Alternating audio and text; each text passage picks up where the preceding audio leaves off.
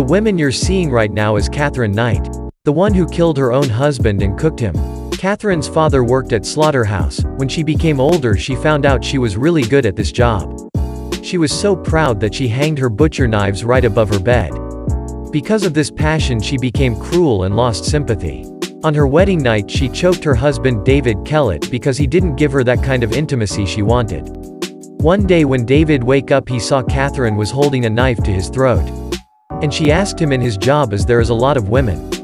One day when David came home late for his work, Catherine hit his head with a frying pan and fractured his skull. After that, David left her. When David left her, she abandoned her newborn daughter to be killed on the railway track.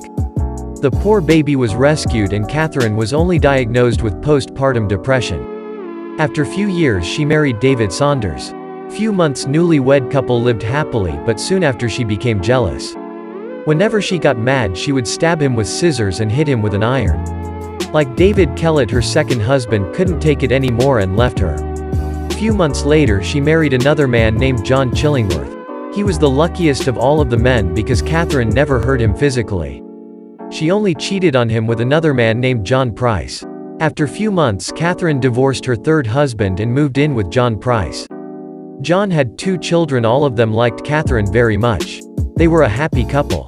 After the honeymoon, she became violent again. She tormented John so much that he had to get a restraining order just to keep Catherine away from him and his children.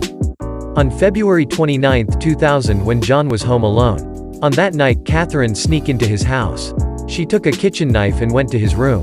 She stabbed him 37 times when he was sleeping. After that, she dragged his body to downstairs.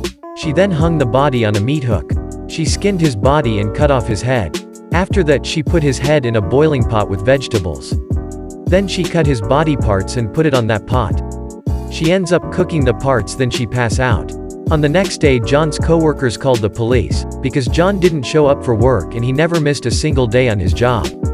When police arrive on John's house, they find Catherine laying on the ground, pass out. When she wakes up, she says she doesn't remember anything. Then police finds John's head in the pot, and they also find 2 dinner plates. Those 2 dinner plates have 2 names on it. First dinner plate had John's first kid name and second dinner plate had John's second kid name on it. Catherine wanted to feed the kids their own father.